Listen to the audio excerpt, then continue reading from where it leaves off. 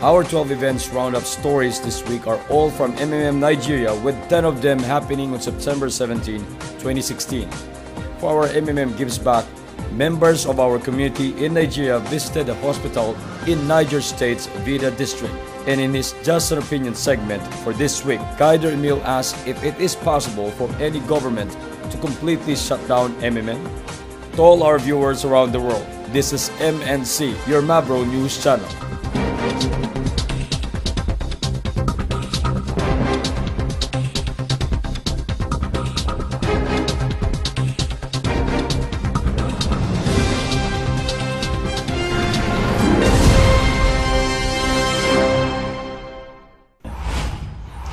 So MMM is a community of people who are changing the world, and then they help to donate money to individuals themselves. This is one of the ways how Guider Akinwande Bukola described MMM to his audience during his offline presentation at the Federal Medical Center in Lokoja, Kogi State, last July 30 of this year.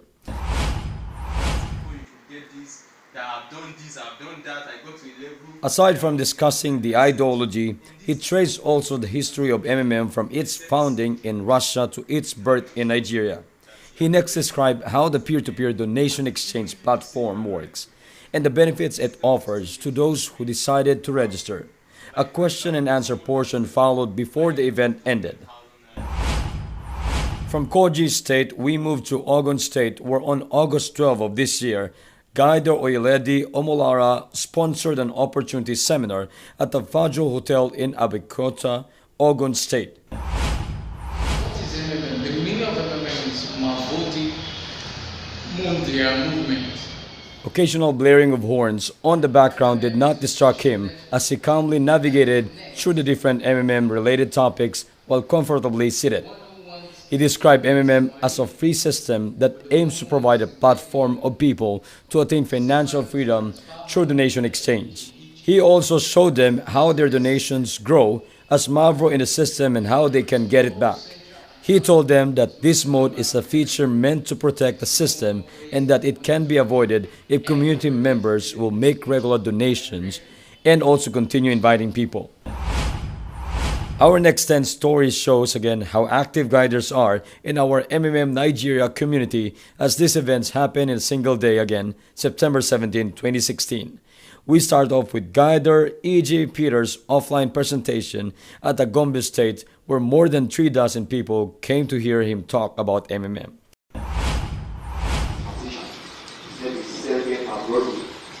He started off with defining what MMM is and why the founder Sergey Mavrodi redesigned it as a global mutual aid community.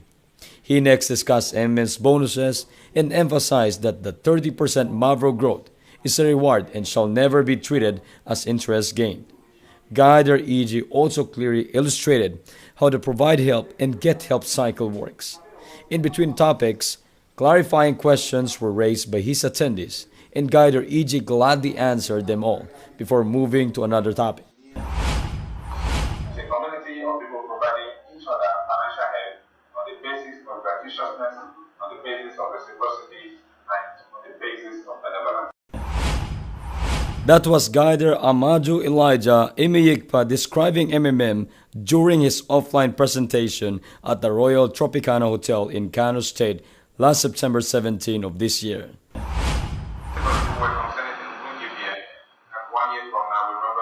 He had about 20 people in attendance with whom he shared MMM's ideology and its 30% crowdfunding approach during the donation exchange process.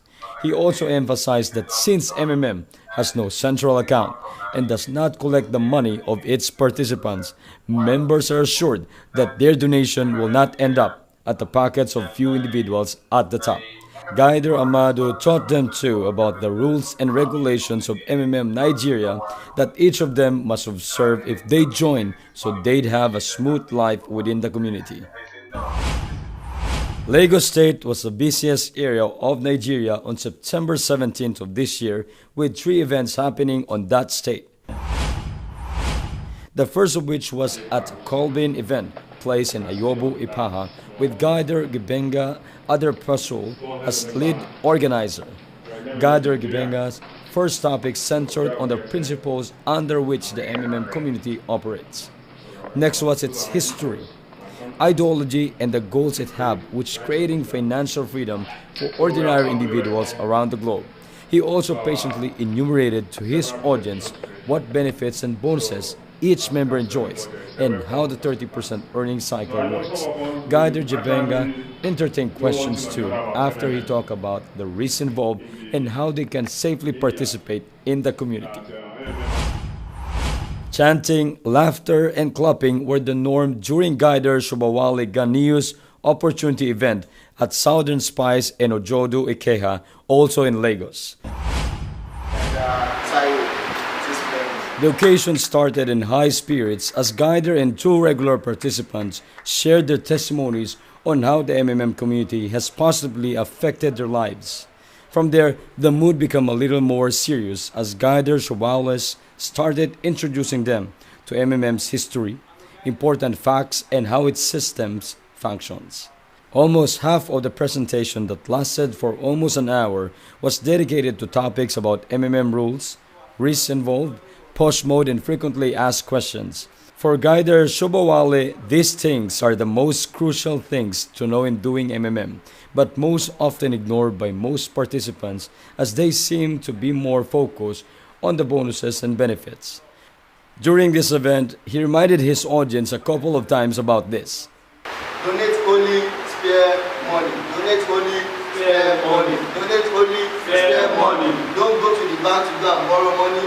Don't go and sell your property because you want to make some money. Also in Lagos on the same day, a mix of about 24 participants and their invites flocked to the LG Central Primary School in Epe, Lagos State to listen to Gader Abdul Hakim Fadahunsi's MMM offline presentation for the Nigerian Union of Teachers Secretariat chapter in the school. Gader Abdul Hakim introduced them first to the meaning of MMM and when and who founded it. He next defined the roles of participants and guiders in the community before proceeding to talk about how the system works and the benefits it offers to those who will try the mutual aid program. He also gave them a practical demo on how MMM works by using his own MMM personal office. Gader Abdul Hakim spoke next about the rules each member must follow and the risks they have to be aware of. Questions from the audience were entertained as well, before they capped the event with 3 participants sharing the wonderful things the MMM community has opened for them. From Lagos State, we now go to Lafia in Nasarawa State, Nigeria, as it also became witness to 2 MMM offline events on September 17.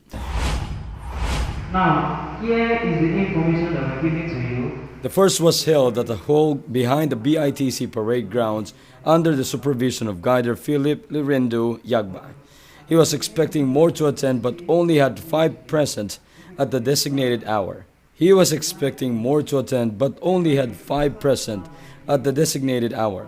Out of respect for their time, Gader Philip started his presentation as scheduled.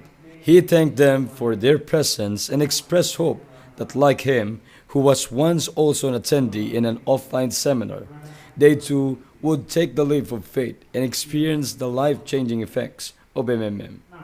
Gader Philip made sure that his discussions were brief but substantial enough so that they would have a clear understanding on how the platform of MMM works. His strategy paid off as his audience were all attentive from beginning to end. They also expressed strong desire in becoming part of the community. At another location in Lafia, Nasarawa State, the same day, Gader Christopher Ekom Damalu and his team was of better luck because they had more than 20 people in attendance. Their setup was a bit different than the usual because there were several people who took turns in discussing important topics. It would have been distracting, but they were able to transition smoothly from one speaker to another without too much disruption on the flow of discussion. Also, for the audience, it was a welcome thing because they would not be listening to the same voice for almost an hour. One of the highlights of the presentation was when the team used the MMM Nigeria official website to show them how to register. Guider Christopher Ekom Damalu also shared on how to operate the MMM online platform as the event went ahead by using his own personal office. While Guider Christopher was busy in Nasarawa, Guider Abularin Olafemi has also started the offline presentation he organized for the people of Akuri in Ondo State. One of the things he shared in detail was how MMM became a global community of donation exchange since founder Sergey Mavrodi started MMM back in 90s. He also showed them how they can be rewarded through Mavro bonuses if they start donating and inviting people to register in MMM. One of the things he shared in detail was how MMM became a global community of donation exchange since founder Sergey Mavrodi started MMM back in the 90s. He also showed them how they can be rewarded through Mavro bonuses if they start donating and inviting people to register in MMM. He reminded them, however, to take note that MMM's platform is based on peer-to-peer donation, so they must be cautious in spending beyond their available spare fund to provide help. He shared with them too other risks involved and how they can counter this risk by following the rules on safe participation. After his formal talk about MMM, a livelier question and answer portion and also sharing of testimonials happened before they all called it a day. Our last event for this week was an offline opportunity presentation that took place at the Living Shepherd Hills Hotel in Port Harcourt, River State, also on the 17th of September 2016, with Guider Anthony Patrick as organizer. He was able to gather about 3 dozen people who all attentively listened to his sharing about MMM. Inviting a new member from the community. While discussing bonuses and benefits of participants, he reminded them to be aware of the risks involved in MMM. He even showed them a simple strengths, weaknesses, opportunities, and threats or SWOT analysis that he has used so he would not be too greedy. He assured them that MMM is aware also of the risks and is continuously trying to bring in improvements to the system to address any new threats. He added though that as a free system, its life depended more on the ordinary participants' behavior. As for the importance of getting new invites, this is what he told them.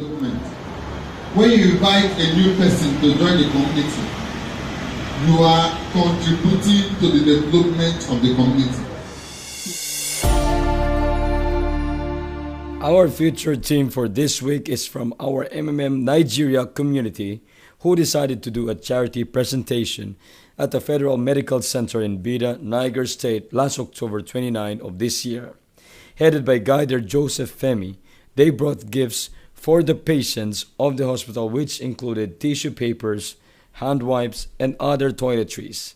It was a long walk from the parking lot, but the team was all smiles while carrying the items they will distribute. Their first stop was the postnatal ward. After they finished there, they again had to walk this time to the pediatric department to continue giving out the gifts they brought. Their last stop was at the medical director's office, where they had a chat with him about the current needs of those in the ward sections. They also had a short discussions about the MMM community and what it does. Before leaving, Guider Joseph gave the director an MMM t-shirt, which he gladly accepted. He also shook their hands, thanking each of them for coming over to give some gifts. Hi everyone, how are you doing today? For those who are first time watching this segment, let me introduce myself. My name is Emil and welcome to Just My Opinion. On our segment last week, we talked about the effects on our community of large amount of GH, especially this Christmas season. Today we will have a brand new topic, and this is again coming from one of our viewers here at MNC. First of all, thank you so much for sending your suggestions, and we really appreciate your effort for helping us tackle the best topics for our community. It's really helpful, especially that those topics you sent us are very timely. So, let's go to the main point. We received this question that says, is it possible for government to completely shut down MMM? A really nice topic to discuss, isn't it? I'm not sure if from what country this question came from, but I know everyone can relate to it. We knew from the very start that the fight of MMM is against the Fed and its fiat currency. And it's a fact that this fiat currency is also acknowledged by the government. This is the reason why in the past stories of MMM in Russia, Mavrodi became a threat for the government when he established MMM. His quest to change the current money system appeared as a form of crime for the government and the banks. So, in the past story of MMM, the Russian government succeeded in their intention to put MMM into collapse, but not for long. When Mavrodi came out of jail, he continued this battle, and this time MMM became stronger, utilizing the lessons from the past failures. Now, fast forward to 2016, MMM is still existing and now expanding to different countries around the globe. But there's a part of the past that keeps repeating itself over and over again. It is the government intervention in the operations of MMM. This year, some countries with MMM like South Africa and Nigeria experienced difficulties in their community because the government wanted to cease their operation. And because of it, many participants lost their enthusiasm for MMM. They felt like there's a lot of trials waiting for them. With MMM getting more and more popular each day, banks also made their fierce move by freezing the accounts of those people who wanted to participate in MMM. Fortunately, there are some fearless guiders and participants who never gave up and continued their journey with MMM. Most of them found the solution by using the power of Bitcoin. Since it's a decentralized digital currency, government won't be able to interfere with the transactions. You see, there's always a solution to every problem. We just need to be persistent and have the courage to find it.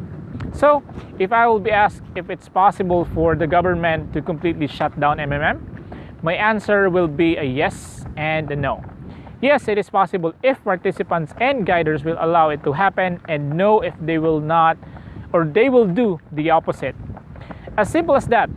Mavrodi is always telling us in his video that future of MMM is always dependent on us, the participants.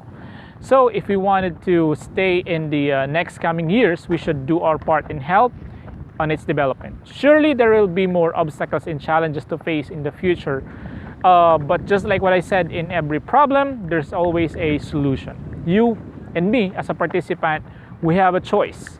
Either we can be a part of that solution, or we can be a part of the problem. That's it for this week. I'll see you again next week. I am Emil, and remember that everything that I said in this video is just my opinion. Have a great day, guys, and Merry Christmas. That's it for our last episode for the year 2016. Happy New Year to all.